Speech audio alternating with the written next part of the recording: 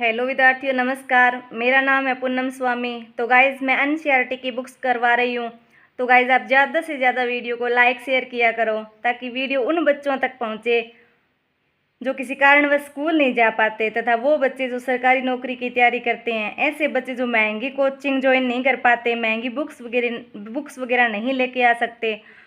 तो गाइज़ मेरा ये छोटा सा प्रयास उन बच्चों के लिए, प्लीज़ मेरा साथ दीजिए। तो चलिए करते हैं टॉपिक की शुरुआत। तो आज का हमारा टॉपिक रहेगा राजस्थान अध्ययन, कक्षा 6 और लेसन 3, इतिहास जानने के स्रोत। इतिहास जानने के स्रोत। तो करते हैं लेसन की शुरुआत। प्राचीन काल के इतिहास के अध्ययन से हमें सभ्यता के क्रमिक विकास का ज्ञान होता है।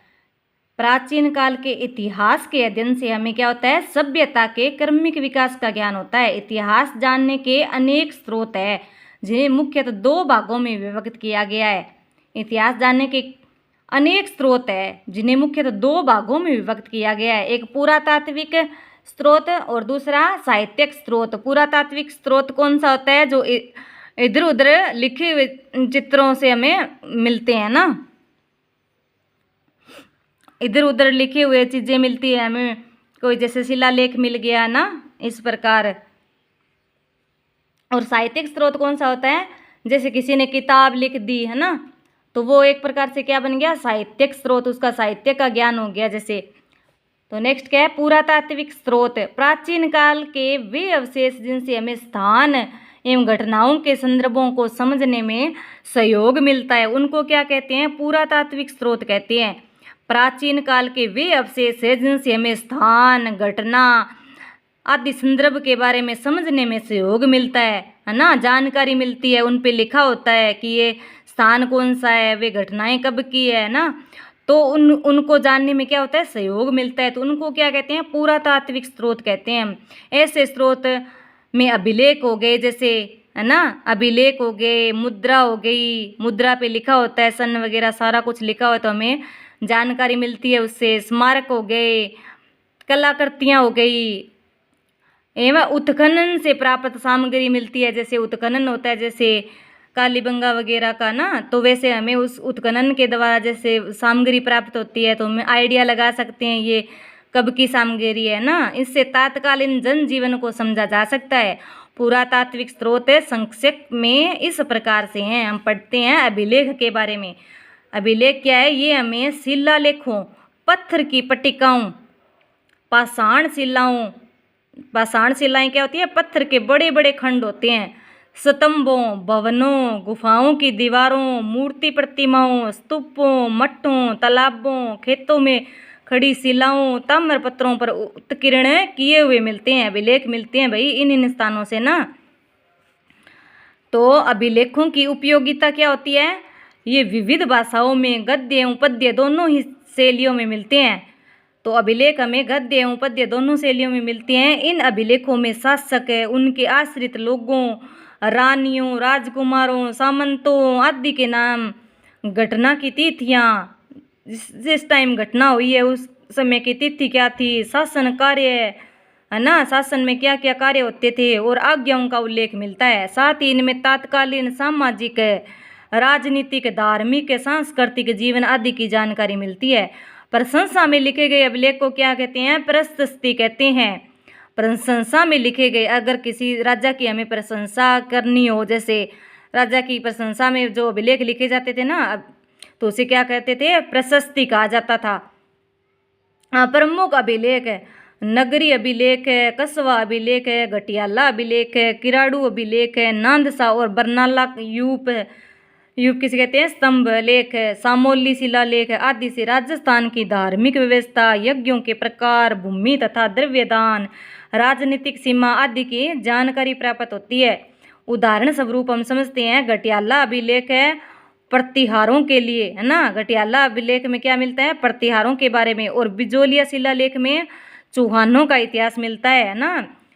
घटियाला अभिलेख में प्रतिहारों के जानने का महत्वपूर्ण साधन है ये घटियाला अभिलेख है। और बिजोलिया शिलालेख है, ये किसको जानने का है? स्रोत है चौहानों के इतिहास को जानने का स्रोत है बिजोलिया शिलालेख है। और चिरवा का शिलालेख है रावल समर सिंह के युग की जानकारी देता है। चिरवा का शिलालेख किसकी जानकारी देता है? समर सिंह के युग की जानकारी देता है। तो ये भाई पिक्चर्स है, ये है शिलालेख की। ये शिलालेख मिलते हैं हमें पत्थर पर, है ना, शिलाओं पर। ये क्या है? स्मारक। स्मारक के बारे में पढ़ते हैं। राजस्थान के विभिन्न स्मारकों में दुर्ग प्रमुख है। इनमें चित्तौड़, जालोर, गागरोन, रणथंभौर, आमेर, मेहरानगढ़, तारागढ़, कुंभलगढ़ आदि दुर्ग है महत्वपूर्ण है। क्या कभी गए हो दुर्ग के अंदर? आप गए हो क्या कभी? कमेंट सेक्शन में बताना मुझे। इनके अलावा भवन, राजप्रसाद, महल, सार्वजनिक भवन, स्नानागार, जनसाधारण के घर, विहार, मठ, चैत्य, स्तूप, मंदिर, समाधि, बावड़ी, कूप आदि भी क्या है? स्मारक है। ये में तत्कालीन स्थापत्य कला, धार्मिक विश्वास, उपासना पद्धति, मनुष्य की चेतना और समृद्धि का ज्ञान भी करवाते हैं। नेक्स्ट पढ़ेंगे मुद्रा के बारे में। मुद्राओं अथवा सिक्कों, छापों या प्रतीकों से किसी भी काल विशेष की राजनीतिक, धार्मिक, आर्थिक स्थिति का पता लगता है। मुद्राओं से क्या लगता है? छापों या प्रतीकों से। ये मुद्रा है, जैसे इसके ऊपर छाप दी हुई है, प्रतीक दिए हुए ना, तो इनसे क्या पता लगता है कि इसकी राजनीतिक, धार्मिक, आर्थिक स्थिति क्या थी, ये पता लगता है। मुद्राओं पर अंकित चिन्ह होते हैं, भाषा लिखी हुई होती है, लिपि, सन, संवत, नाम सहित धातु की शुद्धता, नापतोल आदि से भी हमें उस समय की समृद्धि आदि का ज्ञान होता है भाई। सिक्के राज्य व शासक की शक्ति के सूचक भी थे, कि राजा की शक्ति कितनी थी, है ना। राजा थोड़ा कमजोर वर्ग का, कमजोर होगा तो वो तांबा वगैरह का सिक्का होगा ना, और जो शासक की शक्ति मतलब ज़्यादा होगी तो वो चांदी के सिक्के, सोने के सिक्के भी चला सकता है ना। ये सिक्के की पिक्चर देख लो आप। आहड़, रेड, बेराट, रंग महल, सांबर।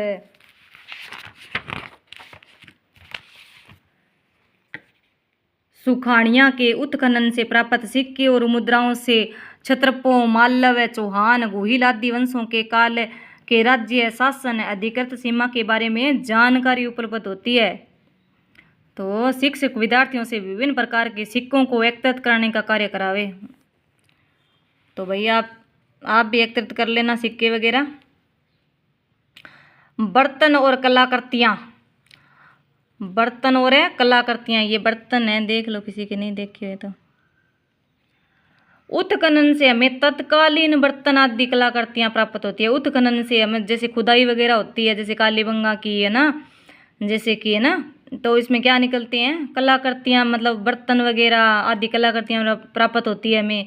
कलाकारी में बर्तनों पर चित्रण, खंभों पर खुदाई, किवाड़ों व गवाक्ष, गोखड़ों की कारीगरी आदि भी देखने में आती है। हमें ऐसे बर्तन भी प्राप्त होती है जिनकी बनावट, पॉलिश, रंग आदि उस काल की उत्कृष्ट कला को दर्शाते हैं।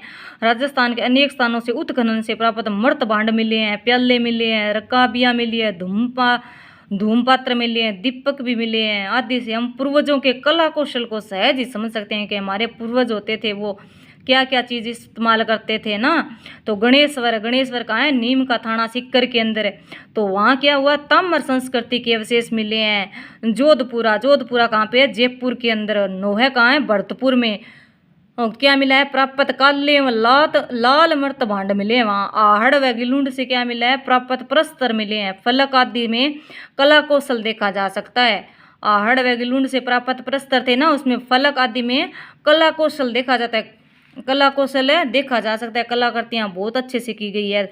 नेक्स्ट है ताम्रपत्र। तांबे के छोटे बड़े पत्रों पर खोदे गए लेखों को क्या कहते हैं? ताम्रपत्र कहते हैं। तांबे के छोटे बड़े होते हैं ना, ऐसे पत्र से होते हैं, जैसे हमारे जैसे लक्ष्मी पूजन वगैरह करते हैं तब वो लेके आते हैं ना, चांदी के और पता नहीं तांबे के होते हैं और चांदी के भी होते हैं लक्ष्मी पूजन के। उसमें लक्ष्मी वगैरह की फ़ोटो होती है, गणेश जी की फ़ोटो होती है, वो देखा होगा आपने। जो ऐसे होते हैं तांबे के छोटे बड़े पत्रों पर ये पत्र होते हैं, उस पर खोदे गए लेखों को ताम्रपत्र कहते हैं। दान पुण्य से संबंधित होने से इन्हें दान पत्र भी कहा जाता है। इनमें हमें शासक, काल, भाषा, पर्व, धर्म, भूमि, भूमि के प्रकार, नापतोल, दान के प्रकार आदि का पता चलता है। ये देख लो ताम्रपत्र, नहीं देखा हुआ तो। इस प्रकार इसमें खुदाई कर करके बनाया जाता है, खोद खोद के ना। शिक्षक विद्यार्थियों से पुरातात्विक उत्खनन स्थलों के चित्रों का एल्बम बनवाए। नेक्स्ट, साहित्यिक स्रोत। साहित्यिक स्रोत कौन सी है? इतिहास जानने में साहित्य की भूमिका बहुत महत्वपूर्ण है। इतिहास को जानने में साहित्य की भूमिका बहुत महत्वपूर्ण है। संस्कृत, हिंदी, राजस्थानी, उर्दू, फारसी में लिखा साहित्य प्रमुखता के साथ है मिलता है। राजस्थान के प्राचीन इतिहास को जानने में वेद, पुराण, रामायण, महाभारत, बौद्ध और जैन ग्रंथों से सहायता मिलती है। हम राजस्थान को प्राचीन इतिहास को जानेंगे ना तो हम कहाँ से जानना पड़ेगा? हमें पुराण, रामायण, महाभारत, बौद्ध एवं जैन ग्रंथों में हमें सहायता मिलेगी। तो 12वीं शताब्दी के उत्तरार्ध में जयानक कृत पृथ्वीराज विजय महाकाव्य से चौहानों की उपलब्धियों का वर्णन मिलता है। तो 12वीं शताब्दी के अंदर है, 12वीं शताब्दी के उत्तरार्ध में जयानक कृत पृथ्वीराज विजय महाकाव्य से चौहानों की उपलब्धियों का वर्णन मिलता है। उस महाकाव्य से क्या होता है, क्या मिलता है? चौहान की उपलब्धियों के बारे में वर्णन मिलता है। नयन चंद्र सूरी कृत हमीर महाकाव्य से, नयन चंद्र सूरी ने क्या लिखा था? हमीर महाकाव्य। उससे क्या मिलता है? चौहानों के इतिहास के साथ साथ है अलाउद्दीन खिलजी की रणथंभौर विजय। अलाउद्दीन की रणथंभौर विजय थी ना, रणथंभौर पर विजय प्राप्त की थी अलाउद्दीन खिलजी ने, और उस समय की सामाजिक धार्मिक स्थिति की जानकारी मिलती है। तो राजस्थानी साहित्य में पृथ्वीराज रासो, अंचलदास खिंचीरी वचनिका, पद्मनाभ करत कान्नड़ देव प्रबंध है, बीकानेर के दलपत सिंह करत दलपत विलास है, खीड़िया जग्गा करत वचनिका आदि विशेष उल्लेखनीय हैं। ये आपको ना याद करनी पड़ेगी अच्छे से। ख्यात विश्व साहित्य में प्रसिद्ध राजपूत राजवंशों की स्थापना, राजाओं का वंश क्रम है, राज्य क्षेत्र आदि का वर्णन होता है। नैन सिरी ख्यात है, बांकीदास की ख्यात है, दयालदास की ख्यात है, जोधपुर राज्य की ख्यात है आदि से इतिहास जानने में सहायता मिलती है। तो फारसी, उर्दू तवारीखों, मान ली तवारीखें क्या होती है? इतिहास ग्रंथ से हमें विशेष रूप से मध्यकालीन राजस्थान का इतिहास समझने में मदद मिलती है। तो कर्नल जेम्स टोड करत annals and antiquities of Rajasthan. Colonel James Tod ने कौन सी पुस्तक लिखी थी? Annals and antiquities of Rajasthan. और पश्चिमी भारत की यात्रा, बूंदी के महाकवि सूर्यमल मिश्रण का वंश भास्कर, और कविराज श्यामलदास करत क्या है? वीर विनोद, और विशेषकर नाथ रेऊ करत क्या है? मारवाड़ राज्य का इतिहास है। और गौरी शंकर हीराचंद्र ओझा ने क्या लिखा? उदयपुर का इतिहास लिख दिया, जोधपुर का लिख दिया, सिरोही का लिख दिया, डूंगरपुर का, बांसवाड़ा का, प्रतापगढ़ का इतिहास इन्होंने लिखे थे। ये है गौरी शंकर है, हीराचंद है, ओझा जी। तो इन्होंने बहुत अच्छा अच्छा इतिहास लिखा हुआ है उदयपुर का, जोधपुर का। सरकारी नौकरी लगने के बाद आप जरूर पढ़ना इनको। उदयपुर का 2 पार्टों के अंदर है, जोधपुर के अंदर इनकी बुक्स बड़ी बड़ी, इतनी बड़ी बड़ी बुक्स है। जोधपुर के भी 2 पार्ट हैं। अभी तो आप इसकी तैयारी कीजिए, बाद में आप जॉब वगैरह लग जाओ, उसके बाद आप पढ़ के देखना, बहुत अच्छी बुक है वो। अभिलेख है, ताम्र पत्थर पत्थर आदि पर खुदा हुआ लेख। अभिलेख किसे कहते हैं? ताम्र पत्थर पत्थर आदि पर खुदा हुआ लेख होता है। उत्खनन, उत्खनन किसे कहते हैं? खोदना यानी खुदाई करना। मर्तभांड किसे कहते हैं? मिट्टी के बर्तन को कहते हैं ना। तो वंश भास्कर के लेखक कौन है? अभी पढ़ा हमने, सूर्यमल मिश्रण। प्रशंसा में लिखे गए अभिलेख है, प्रशस्ति कहा जाता है ना। संस्कृत में उत्कीर्ण है, चिरवा का अभिलेख है ना, शिलालेख है, रावल समर सिंह के युग तक का जानकारी देता है, युग तक की जानकारी देता है। संस्कृत में उत्कीर्ण है चिरवा अभिलेख, शिलालेख जो रावल समर सिंह थे ना, उनके युग तक की जानकारी देता है। राजस्थान के किन्हीं प्रमुख दुर्गों के नाम लिखिए। दुर्ग तो बहुत सारे हैं, जैसे चित्तौड़, रणथंभौर, मेहरानगढ़ हो गया ना। पुरातात्विक स्रोत किसे कहते हैं? आप स्क्रीनशॉट ले लेना जल्दी जल्दी। ये देखो यहाँ से पुरातात्विक स्रोत अभी हमने पढ़े थे। प्राचीन काल के वे अवशेष जिनसे हमें स्थान एवं घटनाओं के संदर्भों को समझने में सहयोग मिलता है, उन्हें क्या कहते हैं? पुरातात्विक स्रोत कहते हैं। आप स्क्रीनशॉट ले सकते हो आराम से। ले लिया बच्चों? चलते हैं नेक्स्ट क्वेश्चन की ओर। नेक्स्ट क्वेश्चन क्या है? इतिहास लेखन में मुद्राओं के योगदान को समझाइए। इतिहास लेखन में मुद्राओं के योगदान को समझाना है। मुद्राओं वाला क्वेश्चन यहाँ पे है, ये देखो। मुद्राओं अथवा सिक्कों, छापों या प्रतीकों से किसी भी काल विशेष की राजनीतिक, धार्मिक, आर्थिक स्थिति का पता लगता है। ये थर्ड का 3 है ना। मुद्राओं के बारे में स्क्रीनशॉट ले लो बच्चों आप। नेक्स्ट क्वेश्चन की ओर बढ़ते हैं हम। ताम्रपत्र किसे कहते हैं और इससे क्या जानकारी मिलती है? अभी हमने पढ़ा था ताम्रपत्र के बारे में, ये देख लीजिए आप, ये वाला स्क्रीनशॉट ले लीजिए आप। ताम्रपत्र 4th का पहला। नेक्स्ट क्या है? राजस्थान के प्रमुख ऐतिहासिक ग्रंथों की जानकारी दीजिए। अभी हमने पढ़ा था ऐतिहासिक स्रोत के बारे में, तो यहाँ से लेकर राजस्थान के प्राचीन इतिहास को जानने के स्रोत वेद, पुराण, रामायण, यहाँ से लेकर यहाँ तक लिखना है आपको ना। तो आप अच्छे से स्क्रीनशॉट ले सकते हो गाइज। आई होप आपने स्क्रीनशॉट ले लिया होगा। तो हमारे अभ्यास प्रश्न आप देख सकते हो कंप्लीट हो गए हैं। तो हमारा इतिहास जानने के स्रोत, ये इतिहास जानने का स्रोत कंप्लीट हो चुका है। तो आई होप आपको समझ में आया होगा। तो गाइस समझ में आया है तो लाइक शेयर किया करो प्लीज़। तो आज के लिए इतना ही, मिलते हैं नेक्स्ट वीडियो में, तब तक के लिए धन्यवाद।